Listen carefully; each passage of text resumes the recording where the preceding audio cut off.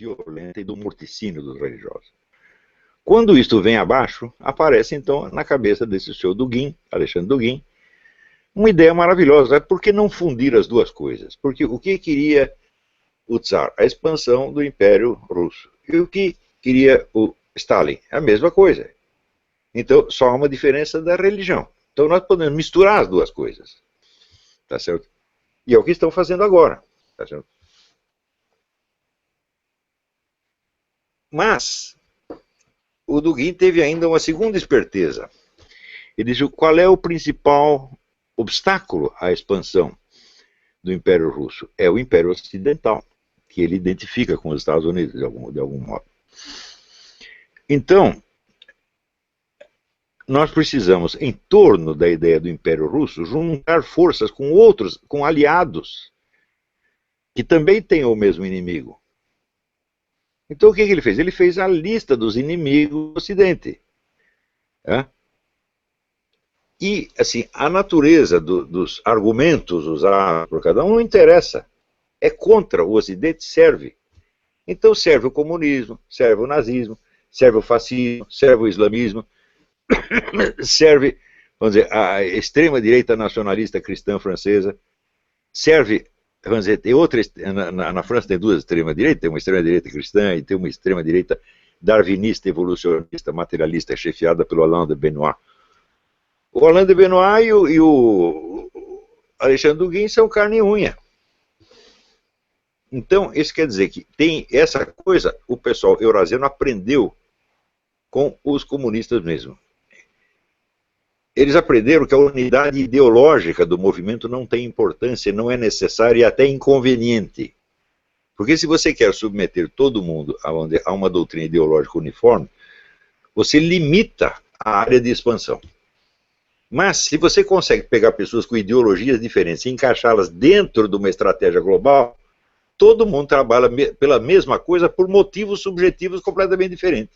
E os comunistas, a partir dos anos 50, 60, eles descobrem isso. Né? E começam a aceitar uma variedade de ideologias diferentes dentro do seu movimento. E assim está até hoje. Quando a iniciativa passa do comunismo para o eurasianismo, o que muda nesse sentido? Absolutamente nada. Ainda é a mesma coisa. Só que o eurasianismo ainda tem um espectro de aliança muito maior. Ele aceita tudo, qualquer porcaria serve. Né?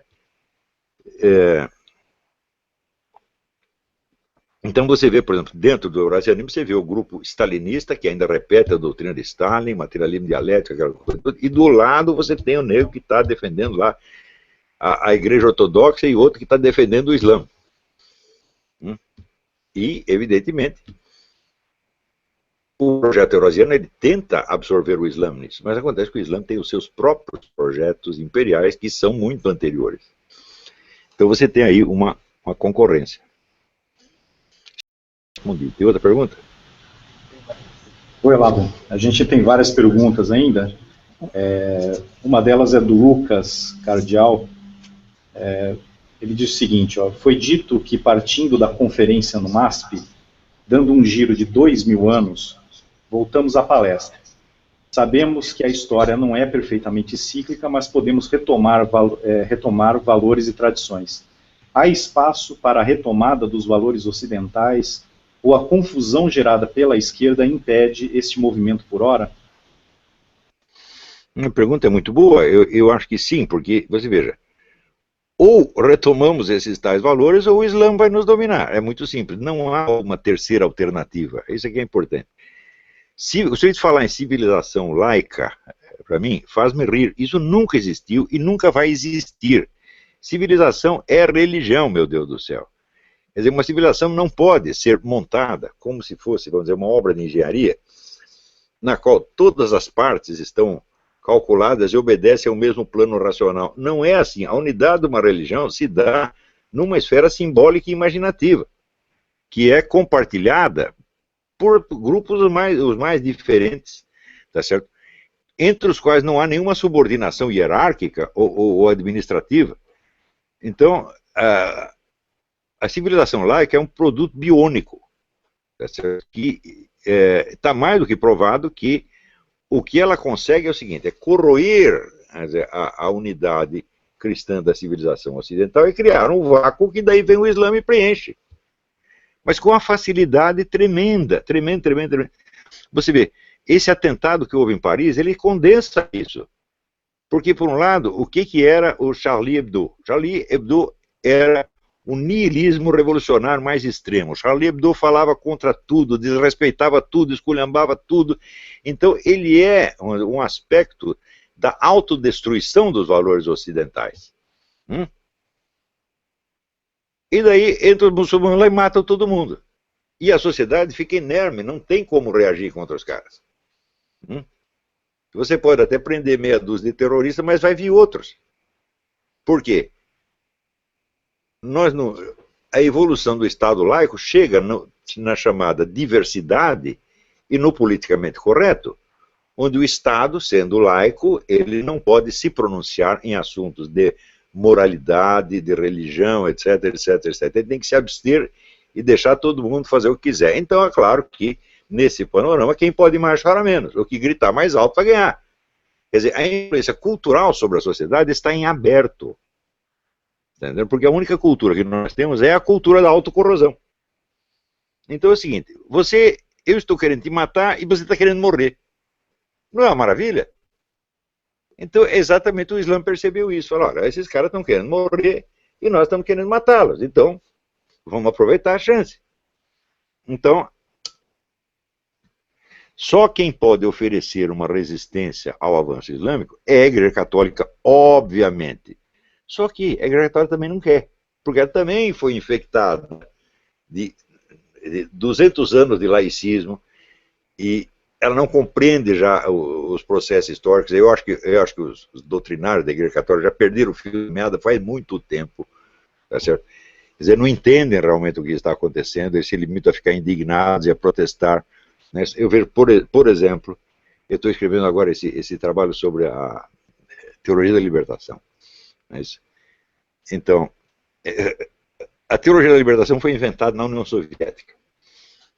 Então, quem inventou o termo teologia da libertação foi Nikita Khrushchev. E chamou lá meia dúzia de funcionários para implantar esta religião no meio ocidental, para corroer a religião e exercer ali, botar em funcionamento ali a técnica do Antônio Gramsci. Não devemos combater a religião, mas corrompê-la por dentro para fazer dela uma caixa de ressonância das nossas propostas. Né? Nikita Khrushchev sabia disso. Né? Então, ele inventa a teologia da libertação e em 1968 cria um congresso internacional onde aquelas ideias já são apresentadas. 3 anos depois aparece o primeiro livro sobre teologia da libertação de autor latino-americano, que é o padre Gustavo Gutiérrez. 3 anos depois. Ele estava na conferência, ele ouviu as instruções de Nikita Khrushchev e escreveu o livro. Até hoje você vê tudo lá. Quem inventou a teologia da libertação foi o padre Gutiérrez. É claro que não. E o Leonardo Boff, então? Leonardo Boff entra nessa conversa em 1977. Quer dizer, 9 anos depois. Né? Que a fórmula já estava toda... Nikita Khrushchev inventou isso nos anos 50. Conseguiu fazer a tal da conferência em 68. Quer dizer, veja a longa preparação que houve. E com toda a grana que tem a KGB, você imagina quanta gente tem metido nesse processo. Daí lança a teologia da libertação em 68, daí aparece o padre Gutierrez, que se oferece gentilmente para ser o porta-voz. E, anos depois, né, a Igreja Católica resolve reagir. O que ela faz? O Papa João Paulo II manda lá o então cardeal Ratzinger fazer uma análise da teologia da libertação. O cardeal Ratzinger pega os livros do padre Gutierrez e do Leonardo Boff e os analisa do ponto de vista da teologia católica. Mostrando que aquilo é incompatível com a doutrina católica. Daí os conservadores dizem que a teologia da libertação está liquidada. Em primeiro lugar, o que o cardeal Ratzinger examinou não foi a teologia da libertação, mas foi a versão publicitária escrita por Leonardo Boff e Gutierrez. A teologia da libertação é um discurso em 2 níveis. Você tem um discurso, como é que se diz, podemos dizer, descritivo, teórico, que é puramente pretextual, são os pretextos teológicos. E você tem embaixo um discurso apelativo, que é o discurso unificador da militância, onde a militância se reconhece. Esses escritos, então, a partir do momento que eles foram disseminados, eles tiveram um duplo efeito. Um efeito no Vaticano foi chamar a atenção dos teólogos para o aspecto argumentativo, para a teoria da coisa. E eles ficaram examinando isso. Enquanto estava lá o cardeal Ratzinger examinando as altas teorias, o discurso da teologia da libertação estava atuando no nível apelativo, no fundo da sociedade, criando as comunidades eclesiais de base, criando o PT, etc, etc. Tudo isso o cardeal Ratzinger não viu. Quer dizer, ele está pairando na esfera puramente acadêmica, que era o que ele sabia fazer, ué, né? E fez bem feito, porque a análise que ele faz é muito bem feita, só que, na hora que você demoliu a teoria da teologia da libertação, a teologia da libertação já é um movimento de massas enormemente poderoso. E, mais ainda, a militância da teologia da libertação não está interessada no aspecto teológico da coisa. Se você perguntar desses militantes, quantos leram a análise do cardeal Ratzinger? Ninguém leu. Então, eu comparo essas coisas, assim, a imagem que eu faço é o seguinte: o sujeito que começa a frequentar a sua casa, sob o pretexto de que ele quer jogar poker, ou quer jogar buraco com você, mas na verdade ele está interessado em seduzir a sua mulher. Então ele precisa ter acesso à casa. Então ele está lá, ele já está comendo a sua mulher faz meses e você está tudo contente porque você ganhou as partidas de buraco ou de poker, entendeu? Então a vitória do cardeal Ratzinger sobre a teologia da libertação foi exatamente isto. Quer dizer, enquanto ele estava ganhando lá na esfera teórica acadêmica, os caras já tinham ocupado todo o terreno político que eles queriam. Então, isso aí, aliás, é um traço permanente, vamos dizer, da cultura do Ocidente, que vem do preceito democrático, de que você deve combater as ideias e não as pessoas. Eu digo, se você vai combater as ideias e não as pessoas, você vai ganhar todas as disputas acadêmicas e perder todas as disputas políticas, porque a disputa política não é uma disputa de ideias, é uma disputa de poder por pessoas. Né? Se você venceu o argumento do cara, mas ele continua no cargo, e você continua sendo um Zé Mané, ele ganhou, porra. Você provou que ele está errado, mas ele está lá, cheio de poder e de dinheiro, dizendo, estou errado, grande porcaria. Entendeu? Então a teologia da libertação ganhou na esfera política o que ela perdeu na esfera teológica, que não interessa para nenhum dos seus militantes. Então, isso aí mostra a fraqueza da reação da Igreja Católica a esta, não só a penetração de ideias comunistas, mas a penetração do Islã também. Por que acontece isso? Porque a Igreja Católica perdeu o senso da unidade da civilização, da unidade do processo histórico, e ela está tratando as ideias como se fossem coisas separadas do mundo prático. Ela fica debatendo no mundo das ideias, meu Deus do céu. Ora, o sentido de uma ideia não é só o que está escrito, é aquilo que se faz na prática a partir dela. Esse é o verdadeiro sentido. Então, essa coisa de que existe aqui uma doutrina ideal, mas na prática as pessoas fizeram outra coisa, esta é uma ideia errada, típica do liberalismo ocidental, de que as ideias são puras e a prática as corrompe. Digo, não, a prática corrupta está dentro das ideias. Sempre que você procurar, você vai encontrar. O exemplo que eu dou é o seguinte, por exemplo, quando o pessoal fala, o marxismo é um belo projeto, o comunismo é um belo projeto ideal, mas na prática os caras traíram. Não. Quando você vê a formulação originária do marxismo, toda a maldade que veio em seguida já estava lá. O que é socialismo, gente? Socialismo é a unificação de poder político e econômico. Isso é a definição do totalitarismo. Se você está numa democracia capitalista, você briga com os políticos, com o governo, você pode pedir socorro para um milionário, seu amigo, ou para um milionário que esteja na oposição. Agora, se o dinheiro e o poder político estão na mão das mesmíssimas pessoas, foi tudo unificado, não tem aquela margem de conflito que existe no Ocidente, acabou. Então, é claro que isso é um projeto totalitário monstruoso.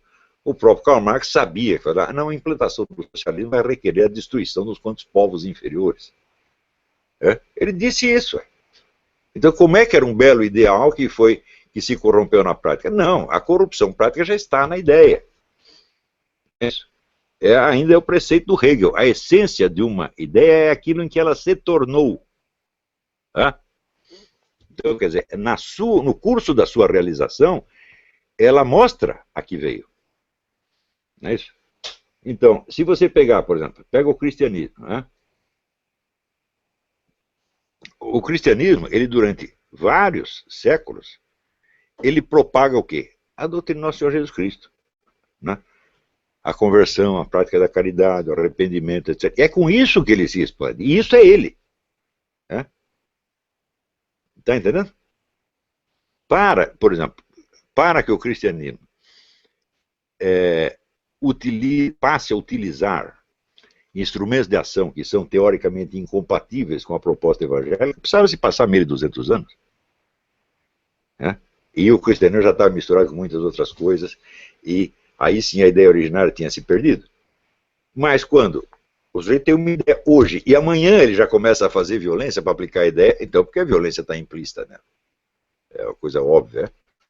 Então, vamos dizer, os comunistas não começaram a matar pessoas para implantar o comunismo quando? No dia mesmo que inventaram o comunismo. Como é que Karl Marx conseguiu se tornar o chefe da Internacional Comunista? Boicotando, sacaneando todo mundo. O que é natural para o marxismo. Né? Então, do mesmo modo que, vamos dizer, o Islã começa a cometer violência quando? No dia da sua fundação. Por quê? Porque ele é a proposta de um Estado. Né? E o Estado contém necessariamente tanto elementos pacíficos quanto elementos belicosos. Então você vai ver a mistura dessas duas coisas desde o primeiro dia. O cristianismo não tem isso porque ele não é a proposta de um Estado. Ele se funde com outras propostas de Estado mais tarde e, portanto, se torna corresponsável pelas violências cometidas por esse Estado. Né?